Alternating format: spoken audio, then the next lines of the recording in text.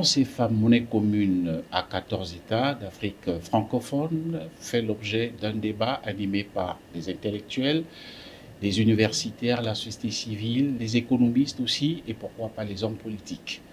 Très difficile lorsqu'on sait que certaines personnes en parlent sans savoir de quoi ils parlent, mais il y en a par contre qui parlent et savent de quoi il est question. Et pour justement en parler, c'est-à-dire à propos de ceux qui savent de quoi ils parlent, nous avons fait venir sur ce plateau Monsieur Daniel Ngassiki, un exégète en matière d'économie bancaire. Monsieur Daniel Ngassiki, bonsoir. Bonsoir. Alors, je rappelle à toute fin utile à nos internautes, mais aussi à nos téléspectateurs, que vous êtes un économiste congolais formé dans les universités françaises. Vous avez passé toute votre carrière professionnelle à la Banque des États d'Afrique centrale, c'est-à-dire la Banque centrale qui est commune à 6 États de la zone CEMAC. Et vous êtes aussi l'auteur d'un livre très important, c'est l'économie au canon de l'infinitique inclusif. Vous pouvez nous en dire un mot sur ce livre? Sur l'infinitique inclusive, oui. Bon, je dois dire d'abord, saluer les téléspectateurs, et vous remercier de me donner l'occasion d'échanger, parce que pour moi c'est un échange sur le franc CFA. Vous avez des questions de quelques auditeurs pour lesquels vous voulez des réponses. Je dois dire que je suis ambassadeur du Congo au Cameroun, que j'ai été secrétaire général de la Banque centrale BEAC. Mais le seul Congolais, je le rappelle, le seul unique Congolais jusqu'à présent qui a occupé ce prestigieux poste. Oui, le seul Congolais à avoir occupé le poste de secrétaire général de la Banque centrale BEAC depuis les indépendances. Et je voudrais seulement souligner que j'interviens ici en tant que citoyen, et auteur de livres, oui, sur l'infinitique inclusive et sur le franc CFA. On déclinera plus clairement le titre exact, qui est pour le franc CFA dans sa vérité économique et diplomatique. Voilà. Votre dernière publication. Dernière publication. Et s'agissant de l'infinitique inclusive, qui est un livre que j'ai publié en 2016 aux éditions Cartala, pour proposer une solution, procéder au financement innovant de l'État et à la richesse pour tous les citoyens. L'infinitique inclusive vient du terme l'inclusion économique et sociale à l'infini.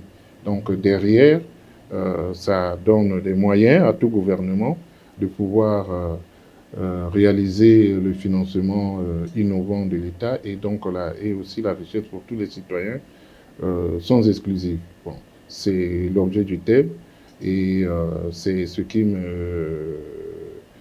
m'occupe dans mes temps libres et dans mes moments où il s'agit de réfléchir sur les solutions apportées à l'Afrique.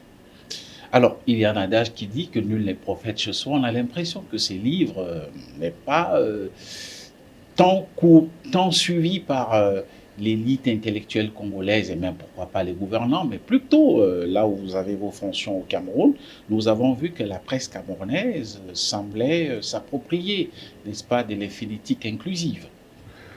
Oui, bon, c'est vrai, au niveau du Cameroun, il y a eu notamment le Comité national économique et financier qui a organisé sa première journée scientifique sur les pensées économiques africaines, et ils ont pris l'infinitique inclusive comme thème de leur première conférence, au titre de la journée scientifique au niveau du Cameroun. Et c'est une fois la première journée, et donc ça portait sur l'informatique inclusive. Oui, au niveau du Cameroun, il y a un peu un bouillonnement intellectuel quand même qui est là. Et autour, n'est-ce pas, de votre publication. Voilà. Oui, au niveau du Congo, oui, il y a quand même, on a eu à faire un certain nombre de conférences. C'était en train de monter, mais mon déplacement au Cameroun fait qu'il faudra sans doute reprendre les choses. Mais l'informatique inclusive, ça suit son chemin comme une solution africaine qui est là sur la table. Je suis persuadé que nous aurons certainement du temps pour en parler une prochaine fois sur cette innovation en matière de création de richesses à travers votre livre Infinitique Inclusive. En ce qui concerne justement le franc CFA, parlons-en, puisqu'on sait que vous avez été pendant longtemps cadre de la Banque centrale. Est-ce qu'aujourd'hui, avec le recul du temps, puisque vous êtes sorti des oripeaux de confidentialité de la Banque centrale, quel est le regard que vous, aujourd'hui, vous jetez sur le franc CFA? Bien, sur le franc CFA, oui, j'ai passé ma carrière à la Banque centrale, jusqu'au gouvernement de la Banque centrale.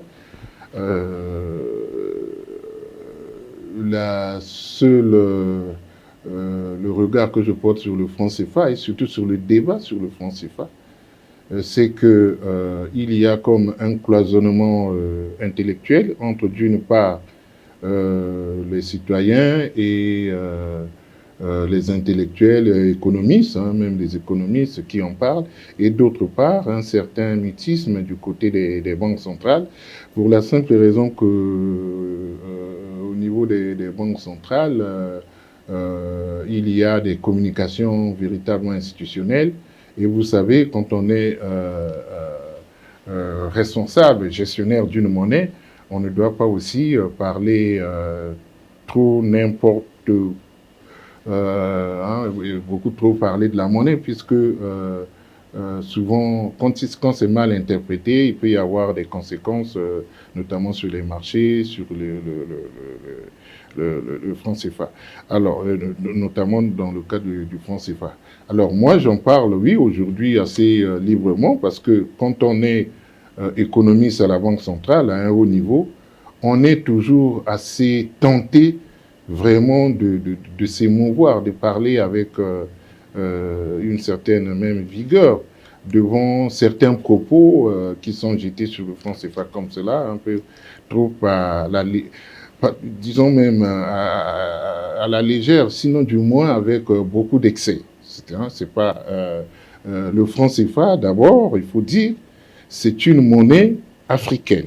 Le franc CFA, aujourd'hui, je veux dire au XXIe siècle, et après les indépendances, c'est des monnaies africaines. Donc, il y a une trop grande confusion entre les francs CFA, disons, code XAF pour l'Afrique centrale, et le franc CFA, code XOF pour l'Afrique de l'Ouest, avec le franc CFA qui venait de colonies françaises d'Afrique.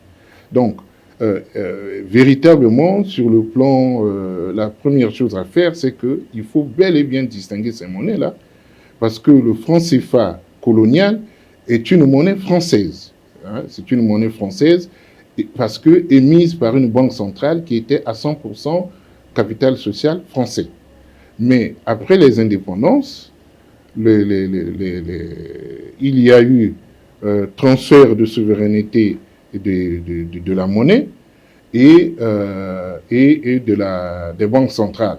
Donc, les francs CFA, après les indépendances, ont quand même, au niveau sémantique, ce n'est plus colonie française d'Afrique. Au niveau sémantique, c'est coopération financière en Afrique centrale, CFA, c'est vrai, et communauté financière africaine en Afrique de l'Ouest. Ça fait toujours CFA. Oui. Mais voyez-vous, s'il n'y avait pas le mot CFA, s'il n'y avait pas le sigle CFA, les monnaies auront quand même beaucoup changé en termes de sémantique. Mais on garde le même code CFA qui fait que ça fait vraiment une grande confusion. Mais je dis, le franc CFA colonial de Gaulle est un franc CFA franco-français, alors que les francs CFA XAF et XOF sont des francs CFA africaines. C'est des monnaies vraiment africaines parce que le capital social des banques centrales qui les émettent sont à 100% africains. Le premier franc CFA de l'histoire était à capitaux 100% français, mais le franc CFA, les deux francs CFA de l'Afrique de l'Ouest et de l'Afrique centrale sont à capitaux à 100% africains. Alors, c'est quand même une grande différence.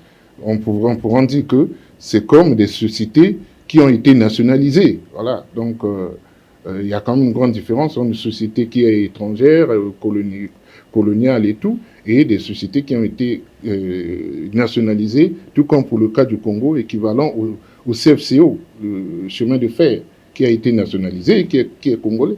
Lorsqu'une monnaie est logée auprès du Trésor français, comme on le sait, donc on s'est dit, il y a toujours la France qui a une mainmise sur la gestion de cette monnaie.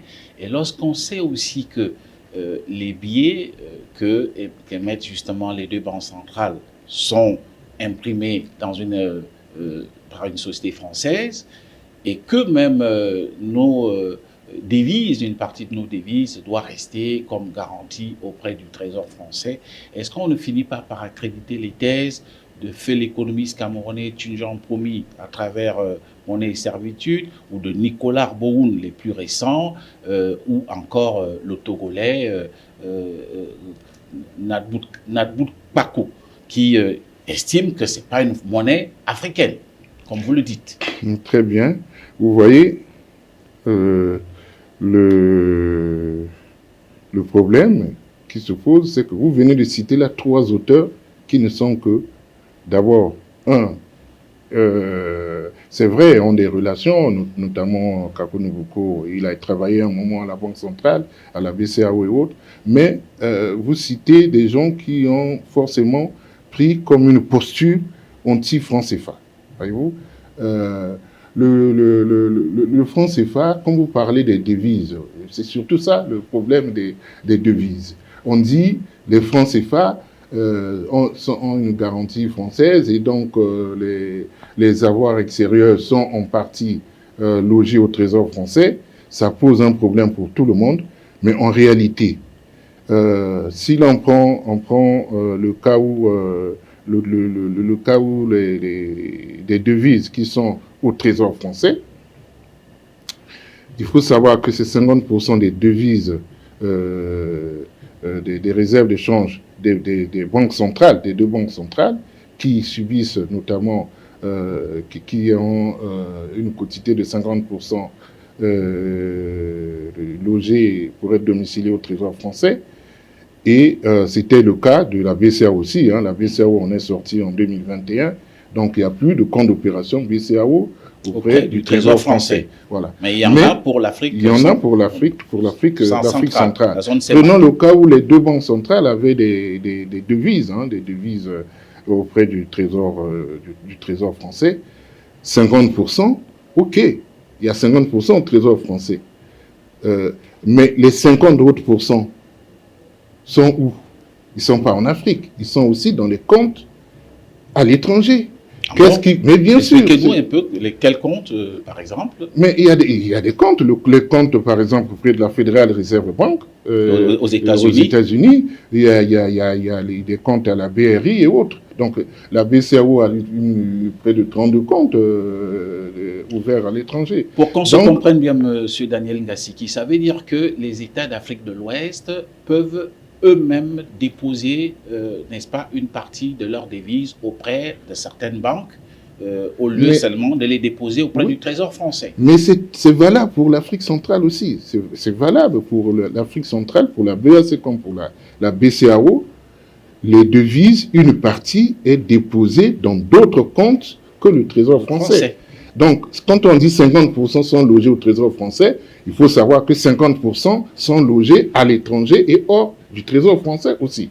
Parce qu'en vérité, ce qu'on doit savoir, c'est que 100% des réserves de change sont pratiquement logés dans des comptes à l'étranger, en dehors de quelques petites quantités qu'on en garde pour ceux qui voyagent et autres, ainsi de suite. Mais les devises sont logés à l'étranger et leur place normale est à l'étranger, même à 100% à l'étranger. C'est leur place normale. Parce que les devises, on les gagne à l'étranger et on les dépense à l'étranger. Dans le cas du franc CFA, on n'utilise pas de devises dans le commerce local. Donc, on ferait quoi avec les devises dans nos pays? Donc, les devises sont bien gardées à l'étranger dans le Trésor français qui a un correspondant comme un autre. Bien sûr, comme il y a d'autres dispositions, le Trésor français, il y a une convention qui est là, mais 50% au Trésor français à l'étranger, les autres 50% sont aussi dans les comptes à l'étranger, ce qui fait que les 100% des réserves de change de la BCEAO et de la BEAC sont à l'étranger. Et c'est presque vrai pour toutes les banques centrales. Voilà. Vous voulez parler, est-ce que par exemple, dans le cas des pays qui n'appartiennent pas à la zone CFA, pour les pays qui n'appartiennent pas à la... Oui, bien sûr. La République démocratique du Congo. La République démocratique du Congo, sauf que là, il y a une dollarisation de l'économie qui font que on autorise qu'on fasse des dépenses en dollars, mais dans la zone CFA, on ne fait pas des dépenses dans le commerce local en devises, en dollars. Donc, on n'utilise que le CFA, qui est d'ailleurs bien accepté par la population, parce qu'on entend souvent dire que le franc CFA est détesté maintenant et tout. Non, le franc CFA est une des monnaies qui sont les mieux acceptées comme monnaie africaine et qui circule très bien en Afrique. Quand vous faites des dépenses, des transactions en CFA dans l'économie congolaise ou dans la zone CFA, dans la zone, oui, que ce soit en UMOA ou en zone CEMAC, personne ne se pose la question, ne vous dit que non, je ne prends pas les CFA, payez-moi en dollars et autres. Alors que c'est un peu l'inverse ailleurs. Donc, tous les pays ont des devises de change, des réserves de change à l'étranger. Et la place normale des réserves de change, c'est dans les comptes à l'étranger. Et pourquoi on retient de préférence les trésors? Mais parce que les trésors sont des endroits les plus sécurisés pour ce qui concerne le dépôt de vos réserves de change. Vous ne pouvez pas aller prendre n'importe quelle banque qui peut tomber en faillite. Un trésor ne tombe pas en faillite. Donc, la gestion des réserves de change obéit au principe de liquidité, de sécurité et de rentabilité. Les trois paramètres-là sont remplis dans les banques, dans les trésors publics. À telle enseigne que, quand nous disons, nous avons des francs au trésor français, 18 milliards, mais je peux vous dire que au trésor américain, la France a 224 milliards. Quand j'écrivais mon livre, aujourd'hui, la France a 284 milliards au trésor américain. Bon, la Chine avait plus de 1000 milliards au trésor américain. 1000 milliards de dollars, là je parle en dollars, donc plus de 1000 milliards de dollars au trésor américain. Maintenant avec le mouvement des BRICS et autres, ça a beaucoup baissé, mais c'est encore quand même à 700 milliards de dollars, plus de 700 milliards de dollars de la Chine au trésor américain. La France aujourd'hui c'est 280 milliards, le Japon près de 1300 milliards au trésor américain. Donc, chaque banque centrale et chaque investisseur, en réalité, aime bien avoir des placements en actifs souverains, qui sont donc les actifs émis par les trésors publics. Et le premier trésor qui reçoit les devises de plusieurs pays, c'est le trésor américain. Donc, ce n'est pas une exception de la zone franc CFA. Voilà. Les pays qui gèrent bien leur monnaie ont des devises à l'étranger et leur monnaie leur économie n'est pas dollarisée. Voilà. En ce qui concerne l'Afrique centrale, notre zone, donc commune à 6 pays, est-ce que les réserves de change sont rémunérées par le Trésor français? Ou est-ce que la France collabore pour dire nous plaçons ces réserves de change sur le marché financier international, voici ce que ça va vous rapporter et nous allons donc vous partager ces bénéfices? Non, on n'a pas besoin de cela. Voilà. Parce que moi, je suis banquier. Ok, je suis banquier. Quand je vais faire un dépôt dans une banque où j'achète, je fais un placement rémunéré dans une banque, Moi, je ne m'intéresse pas à ce que la banque va faire de votre argent. argent. Banque, si elle me rémunère, forcément, elle se fait rémunérer ailleurs. Je suis banquier, je le fais pour d'autres capitaux. Et les capitaux que nous déposons dans nos banques, même en Afrique centrale ou en Afrique de l'Ouest, sont rémunérés, mais les banques derrière utilisent ce capital pour faire... Ça, c'est vraiment une activité tout à fait normale. Donc, moi, ça ne me choque pas que si les dépôts que nous avons au Trésor français puissent être placés par le Trésor français pour être rémunérés pendant que la France ou le Trésor français nous rémunère correctement nos devises qui sont placées auprès de lui, le Trésor français.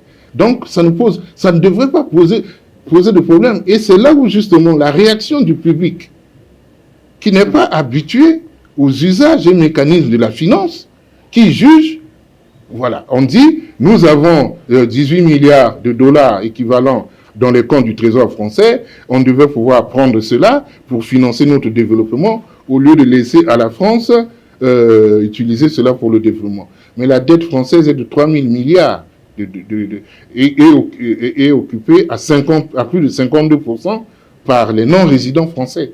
Donc des étrangers qui prêtent de l'argent à la France. Donc nous aussi, comme un peu tout le monde à la limite, on a un compte qui est rémunéré et qui est rémunéré et protégé en DTS. Je mets quiconque au défi de me prouver un compte de placement d'avoir, même d'avoir mieux rémunéré que le compte d'opération. Et surtout, en plus, garanti en DTS. C'est-à-dire que si l'euro baisse de valeur, nous avons des plus-values par rapport au cours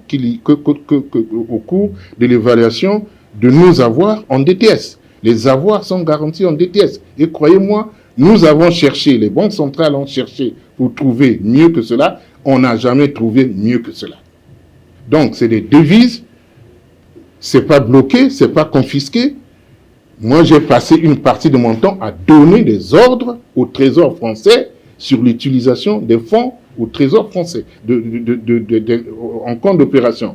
Parce que ce n'est pas le banquier qui reçoit l'argent, qui donne l'ordre au client, c'est le client qui donne les ordres au banquier. Même vous, dans votre compte, vous faites un chèque, payez à l'ordre de... Payer, c'est un ordre. Donc, c'est les ordres de virement, les ordres de transfert.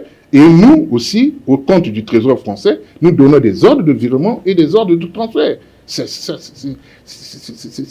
tout à fait normal. Et en banquier, on le sait. Donc, quand en même temps, on entend le public décrier cela, bon, on est que... on est devant, en se disant que bon, les gens ne savent pas, c'est pas leur faute. Voilà. Donc, on devait peut-être corriger ces réactions. On ne le fait pas toujours, mais en vérité, le compte d'opération, c'est un compte de correspondant.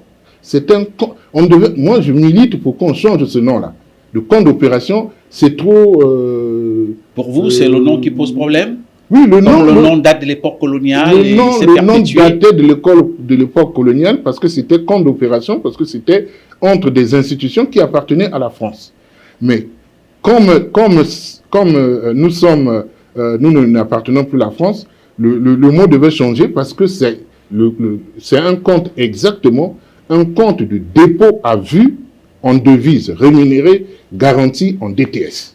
Voilà ce qu'est le compte d'opération. Et ça, on ne trouve pas autre chose. On ne trouve pas mieux, je veux dire, quand même, ainsi de suite. Parce que vous avez la liquidité, vous avez la sécurité et vous avez la rentabilité. C'est ce que même le Fonds monétaire international recommande dans la gestion des réserves de change. Je voudrais préciser que la gestion des réserves de change, comme la gestion de la monnaie, c'est un métier. Et c'est un métier qui se pratique pratiquement exactement comme dans toute banque centrale.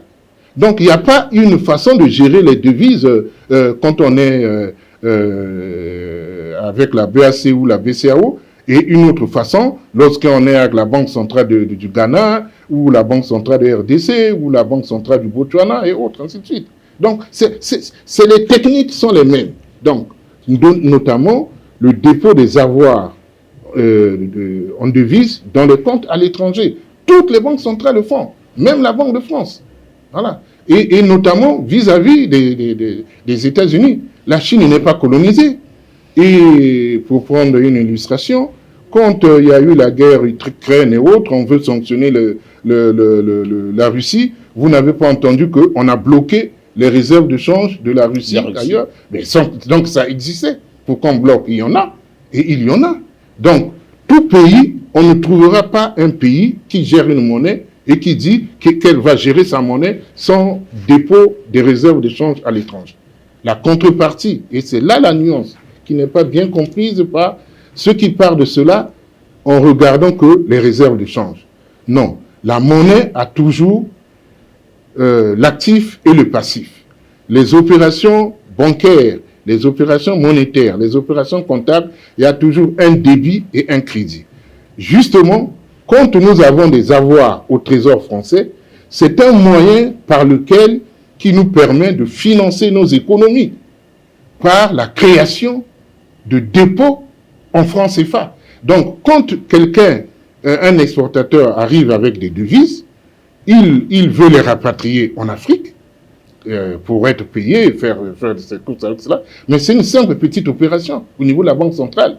On débite le compte au Trésor français ou à la Fédérale Réserve. Donc, en équivalent en francs CFA. Voilà, en équivalent en francs CFA. On débite ce compte-là, mais quand vous débitez, vous avez besoin d'un crédit.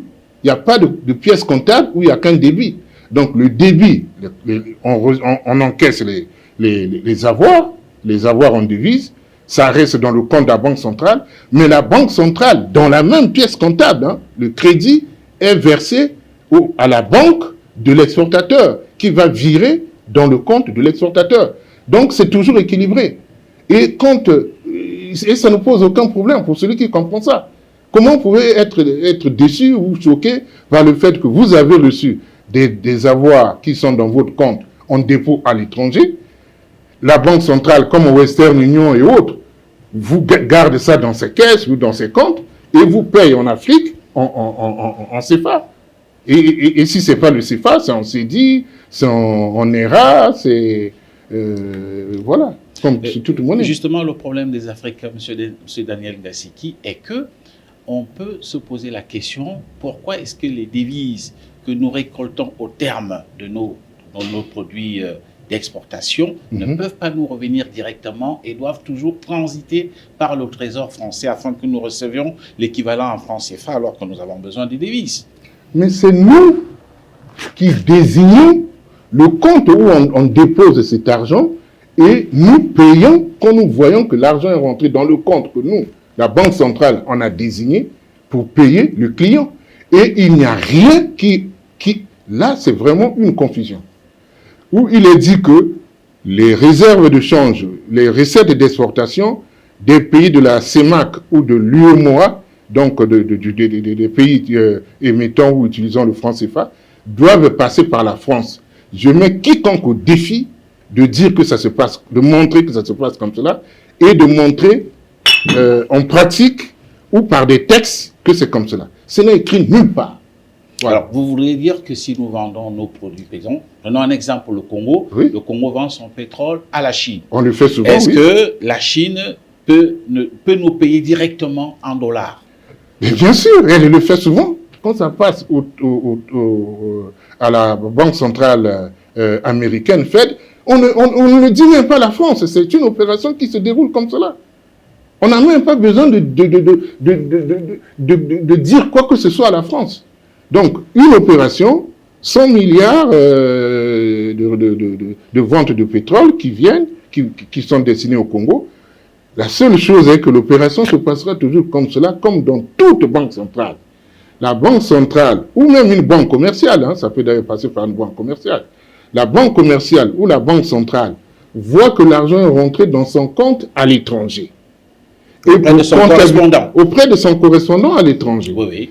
Et pour comptabiliser cela, elle fait une pièce comptable où elle débite son compte à l'étranger et crédite la banque ici. Et c'est comme cela... En équivalent? En équivalent francs CFA. Et c'est comme cela qu'on crée les francs CFA. Donc la Banque centrale crée les francs CFA à l'occasion. Ça augmente les ressources de financement du développement en Afrique. Donc, il n'y a pas un euro dans le compte au Trésor français ou dans un autre compte de la Banque centrale étrangère sans qu'il y ait eu paiement de l'équivalent dans un compte bancaire ici en Afrique centrale. En Afrique, en Afrique, zone franc CFA. C'est toujours comme cela. Et si vous enlevez le franc CFA, ça continuera toujours comme cela. Ça ne se change pas. Parce que ça, c'est, je le dis, le métier de la Banque centrale, le métier de gestion des réserves de change. Ça ne changera pas parce que vous changez la monnaie. Donc, à la limite, la BCEAO a clôturé son compte au Trésor français. Mais qu'est-ce qu'ils ont fait? L'argent qui était au Trésor français, ils ont reversé ça dans d'autres comptes pour faire plaisir aux anti-francs CFA. Là, je dis, ce n'est que ça. Hein. C'est pour éviter peut-être une critique, mais il n'y a aucun effet. Vous clôturez le compte d'opération, comme la BCEAO l'a fait. Vous ne gagnez aucun euro, aucun dollar, aucun franc CFA, ni en dépenses, ni en entrée. C'est tout simplement... ces avoirs sont déjà au bilan de la Banque centrale, à l'actif du bilan de la Banque centrale. Le compte au Trésor français est déjà dans le bilan de la Banque centrale. C'est un compte de la Banque centrale. Que ce soit au Trésor français ou au Trésor anglais, parce qu'il y en a qui se sont amusés comme cela. La Guinée équatoriale, la Guinée-Conakry, qu'est-ce qu'elle a fait quand elle a clôturé son compte au Trésor français? Elle a viré l'argent au Trésor anglais. C'est tout. Pour avoir des livres sterling. Oui. Et un compte à l'étranger en livres sterling. Donc, franchement, sur ce plan-là, on peut peut-être chercher le développement de l'Afrique ailleurs, mais dire que le franc CFA empêche le développement parce que l'argent est réquisitionné à l'étranger, non, c'est une pratique de toutes les banques centrales et ces devises-là ont une contrepartie qui finance le développement en Afrique et c'est ça qui fait l'équilibre de la Banque centrale. L'équilibre du bilan de la Banque centrale. Donc, les gens qui ne sont pas des financiers se comportent comme des myopes, hein, qui regardent un seul côté, donc l'actif et le compte d'opération, mais il n'y a pas de dépôt en compte à l'étranger sans dépôt dans les comptes des banques localement. Est-ce que les pays de l'Afrique de l'Ouest, justement ceux de la zone UEMOA, ne rentabilisent pas mieux leurs dépôts auprès d'autres banques ou bien d'autres structures mieux que justement le Trésor français, puisque on constate que les pays de la zone UEMOA ne sont pas revenus au niveau du Trésor français pour dire certainement vous avez une meilleure rémunération en termes de rentabilité des réserves d'échange. Je dis ceci. La clôture du compte d'opération au niveau de la BCEAO, parce que les gens connaissent très bien comment ça fonctionne, comme moi je le sais. Donc ils n'ont pu le faire que pour des raisons symboliques. Voilà, pour éviter la critique tonitruante comme cela. Hein, presque à tort. Hein, bon, financièrement, c'est à tort. Mais sur ce plan-là, le bilan de la BCEAO est de 27 000 milliards. 27 000 milliards. Le bilan de la BCEAO. Et la BCEAO, en 2024, au titre du budget des résultats comptables, donc d'exploitation et autres de leur exploitation, en 2023, ils ont fait 315 milliards de bénéfices. 315 milliards de bénéfices. La BEAC, qui a un budget dans l'ordre de 11 000 ou 12 000, du total du bilan, a fait 310 milliards de dollars. Et le montant des avoirs dont dispose la BCEAO pour 8 pays est largement, hein, souvent il y a 2 000, 3 000 milliards de plus. 3 000 milliards de plus. Voilà. Et au niveau de la BEAC, mais on atteint les mêmes performances. Donc, n'oubliez pas que nous sommes nous sommes des pays exportateurs de pétrole et que le pétrole dope un tout petit peu, hein, avec justement la remontée des cours, dope aussi, pourquoi pas, les différentes opérations de la BEAC. Oui, mais ça se constate. Le fait est que c'est les réserves de change que vous avez, c'est un montant. Donc, d'où que ça vienne, non pétrolier ou pétrolier, à un moment donné, vous avez des réserves de change qui rentrent dans le bilan, dans le total du bilan.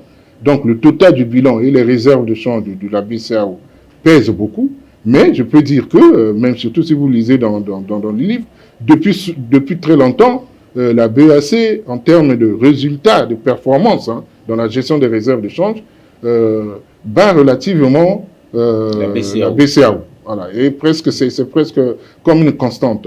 Alors, pour vous, quel est l'intérêt de la France de garder quand même la gestion, si on peut le dire ainsi, du franc CFA, ou bien de garder cette relation de coopération monétaire avec les pays de la zone franc?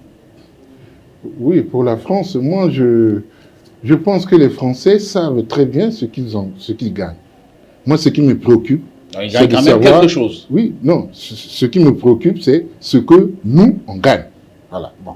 Donc, je ne peux pas répondre à la question qu'est-ce que la France gagne sans savoir exactement ce que nous on gagne. Ma préoccupation, c'est celle-là. Est-ce que nous on gagne ou pas? Et si nous gagnons, faisons une comparaison avec les autres pays qui sont membres de la zone franc. Oui, faisons. Si on fait par exemple, le Nigeria, le Ghana, l'Angola. On peut faire toute comparaison. Pour la France, qu'est-ce que la France gagne? La France gagne, par exemple, un client pour l'impression des billets. C'est un client. La France gagne une certaine influence diplomatique qui est là. Et monétaire. L'économie,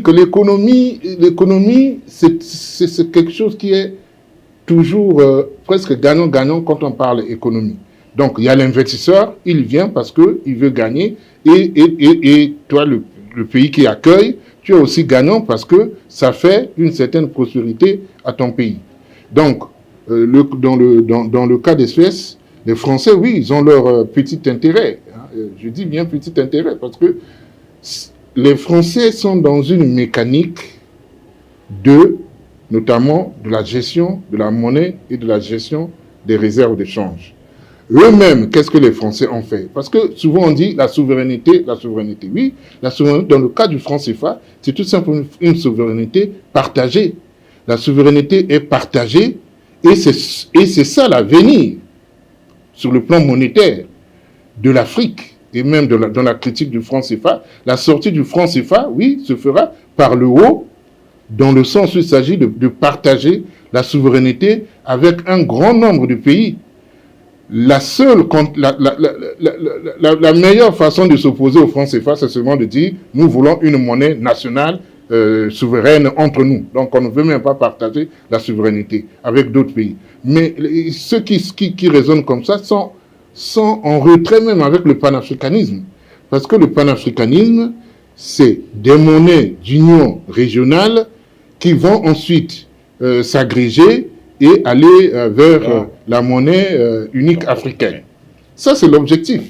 Donc, si on partage ce panafricanisme-là, où est-ce qu'on peut encore revenir à vouloir faire une monnaie nationale quand on est déjà dans le franc CFA, qui est une monnaie nationale sous-régionale interafricaine?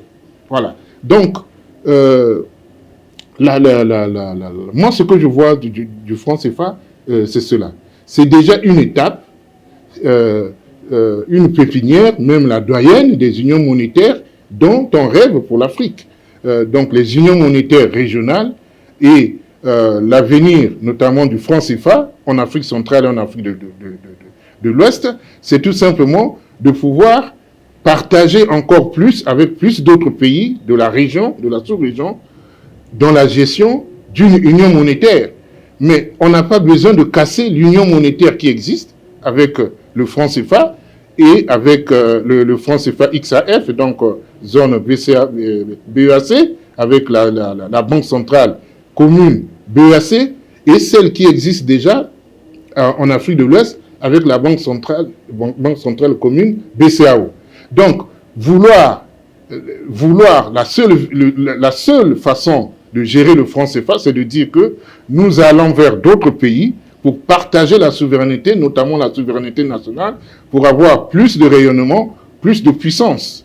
Voilà, c'est un schéma qui est normal.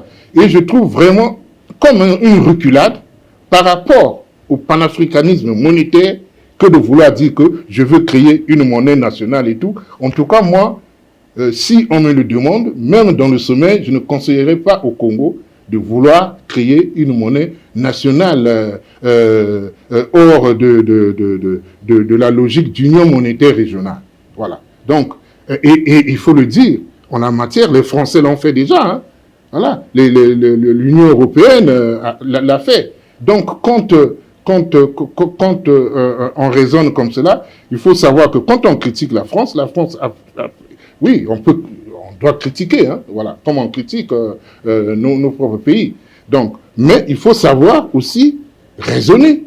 Donc, moi, ce qui me gêne le plus dans le débat sur le franc CFA, c'est qu'on décrypte le franc CFA, on dénonce le franc CFA, tout en dénonçant les pratiques les plus universelles de la gestion monétaire et de la gestion des réserves de change. Quelle que soit la monnaie, nous gérerons cela comme cela. On aura toujours des comptes à l'étranger. Donc, dans le cas d'espèce, la France est pour nous un client. Ça peut être comme on dit casser le compte au Trésor français, tout comme si on dit casser le compte à la Banque centrale américaine. Moi, je vais dire que non, ça ne sert à rien parce que si on casse ces comptes-là, il faudra en créer d'autres, il faudra trouver d'autres. Donc, pourquoi casser ce que nous avons? Et donc, moi, ma logique est celle de la diversification. Voilà. On a déjà la France, on ne doit pas se contenter de la France, on doit diversifier nos partenaires. On a déjà les États-Unis comme compte de placement des réserves de change, on doit continuer à diversifier et n'ayons pas l'idée de casser le compte au Trésor français, à la Banque centrale américaine. Le compte à la Banque centrale américaine est de loin moins intéressant que le compte au Trésor français. En termes de rémunération, là-bas, l'argent que vous mettez dans ce compte n'est pas rémunéré du tout. Ah bon? Oui, c'est pas rémunéré. La Banque centrale américaine ne rémunère pas. Ne vous autorise pas à avoir un découvert. Hein, et il n'y a pas de protection contre la dépréciation du dollar.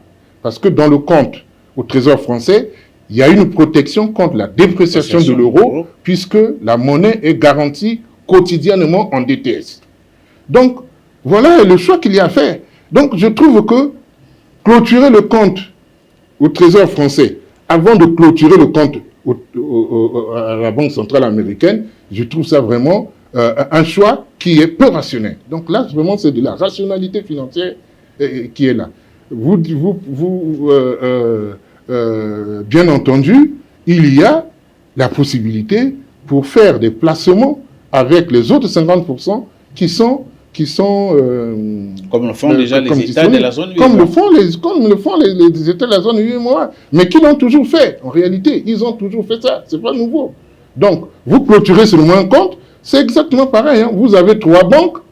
On vous dit, non, le Congo, par exemple, bon, imaginons, il y a un compte d'un pays pour laquelle la diplomatie du Congo avec ce pays-là n'est pas là. Ils ont une banque locale et on dit aux Congolais, non, on ne veut plus que vous ayez des comptes dans cette banque-là.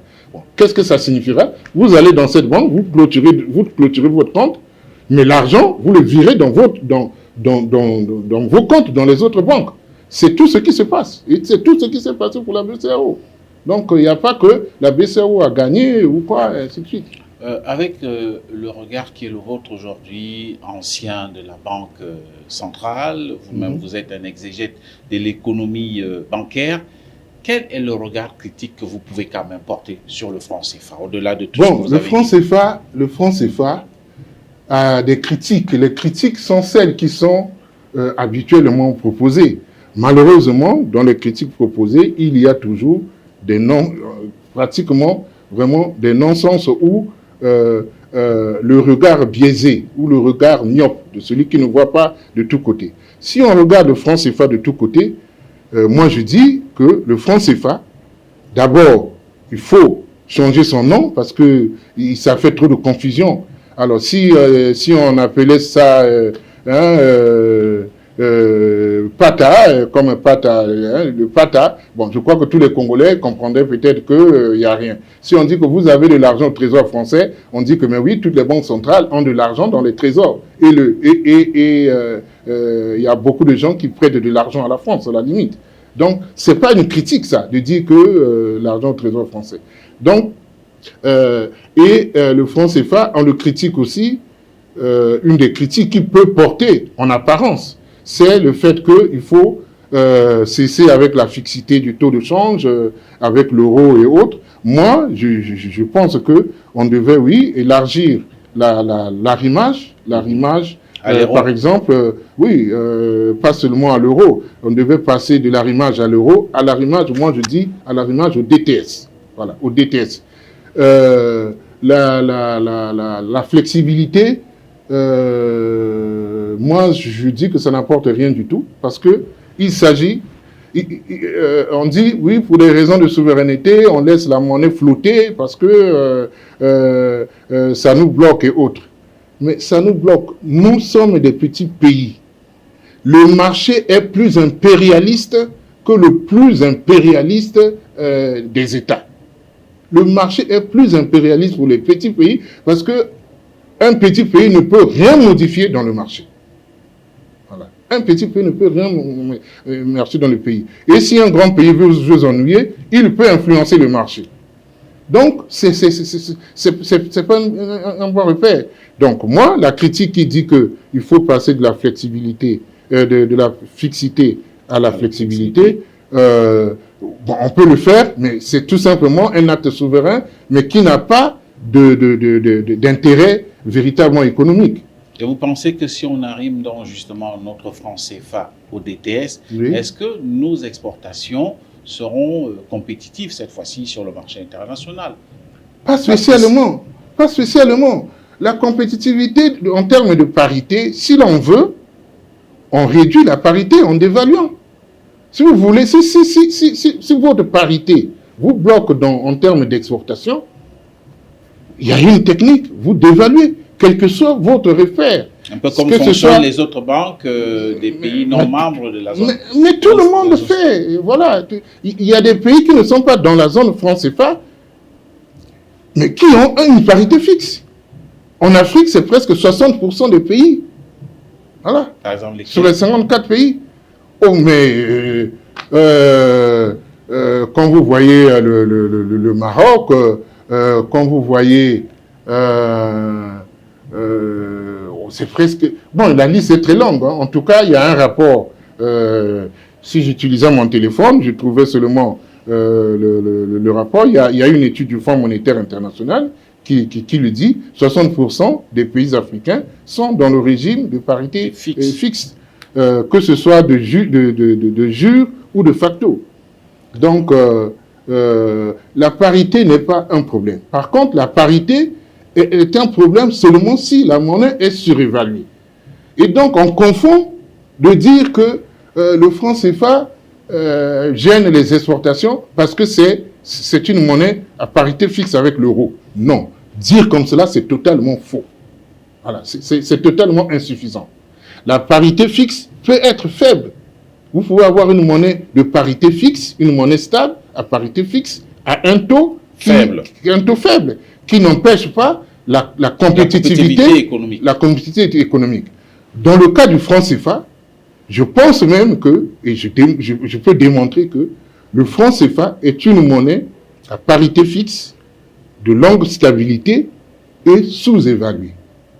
Le franc CFA est sous-évalué parce qu'il faut chercher le paramètre. Parce que souvent, on calcule la variation en termes de dépréciation ou d'appréciation. Mais ça, c'est un mouvement. Mais il faut voir maintenant, en absolu, si la monnaie CFA est sous-évaluée ou surévaluée. Le franc CFA, pour moi, est sous-évalué parce que si vous prenez la parité, parce qu'il faut trouver quelque chose qui permet de faire la parité. Si vous comparez les salaires minimum africains avec le salaire minimum français ou allemand, mais le franc, avec le Congo, ou le Congo, c'est presque 30 fois le salaire minimum au Congo et le salaire minimum en France, c'est presque de 1 à 30. Voilà. Donc, si on a par exemple 90 000 ou 50 000, 90 millions pour la fonction publique ou 50 400, parce que la loi au Congo, le SMIC est de 50 400. Hein. Voilà. Oui, voilà. 50 400 contre quelqu'un qui gagne plus d'1 million 100 000 francs. Hein. Alors, vous avez des niveaux de salaire de 50 000 francs CFA pour commercer avec un pays qui a 1 million 100 000 de salaire minimum. Vous ne voyez pas que vraiment, il n'y a pas... Voilà, vous êtes en position de compétitivité monétaire, en tout cas. Par contre, les économies africaines sont trop peu compétitives. Pourquoi? C'est pas seulement une affaire de monnaie. Parce que nous avons des techniques très vulgaires. Hein? Ou de facteurs de production voilà, sont très élevés. Les facteurs de production n'utilisent pas assez les technologies. Et puis, il n'y a pas d'économie d'échelle, c'est des petites... nos paysans, quand ils produisent, bon, quand quelqu'un a un hectare, il est content, il peut même danser et tout, mais un hectare, c'est rien du tout. Donc, il n'y a pas assez d'économie d'échelle, et ce qui fait que, oui, l'avenir de l'Afrique, la puissance africaine va avec le panafricanisme, parce que ça élargit les marchés, notamment avec les ZLECAf et autres. Donc, on peut produire pour un grand marché plutôt que pour les petits marchés que nous avons. Et aussi, nous devons trouver le moyen de passer de bénéficier des économies d'échelle. Et c'est ce qui nous fait la différence avec les pays d'Asie et notamment avec la Chine. Mais la Chine, c'est des économies, des usines et autres de très grande échelle. Mais nous, les plantations et les usines de très grande échelle, c'est ce qui fait la puissance de la Chine. Ce n'est pas la monnaie. Ce n'est pas que la monnaie. Bon, la monnaie, c'est vraiment... Ça ne gêne pas, surtout dans le cas du franc CFA. Je viens de vous dire qu'on est à 1 100 000 francs salaire minimum en France contre 50 000. Comment peut-on dire, franchement? Parce que si quelqu'un dit que le franc CFA est surévalué, donc il faut dévaluer, ça signifie qu'il faut qu'en euros, ça devienne de moitié. Voilà. Donc, mais il faut aussi reconnaître que le coût de la vie est très élevé en France par rapport au Congo. Donc, c'est normal que le SMIC soit plus élevé. Mais oui, mais c'est tout cela ensemble. C'est élevé, donc ça nous permet d'exporter. Ça ne nous empêche pas d'exporter. Les prix sont élevés en France et autres par rapport à nous, mais c'est tant mieux. Ça devait être facilitateur pour l'exportation, non pas une critique sur le franc CFA. La critique, moi je dis, sincèrement, dans le livre, hein, parce que ce que je dis là est bien écrit, je parle un peu, c'est bien écrit, notamment le franc CFA, pour moi, est une monnaie stable, à parité fixe et sous-évaluée, notamment en termes d'évaluation à parité salariale, de coût de salaire. La parité en termes de coût de salaire permet de dire que le franc CFA est de loin. Donc, on oublie souvent, à force de critiquer une monnaie faible, on dit le franc CFA est arrimé à l'euro est une autre économie, est fort et tout. Non, on est arrimé, mais à une parité qui est faible, comme je le démontre là et tout. Et puis, par ailleurs, peut-être en allant vers la conclusion, pour dire que le franc CFA, l'arrimage à l'euro n'est pas forcément critiquable si l'on voit bien les choses et tout. Parce que, qu'est-ce que l'on dirait si le système de santé était arrimé à l'euro? Si le système d'éducation était arrimé à la zone euro? Si le système de la justice était arrimé à la zone euro? Si l'électricité était gérée comme en Europe? Si la gestion de l'eau était gérée comme en Europe? On gère la monnaie comme en Europe et on veut dire que c'est ça qu'il faut casser. Toute la critique, il y a des gens qui conçoivent le développement de l'Afrique et des pays de la zone CFA en disant qu'il faut casser le franc CFA.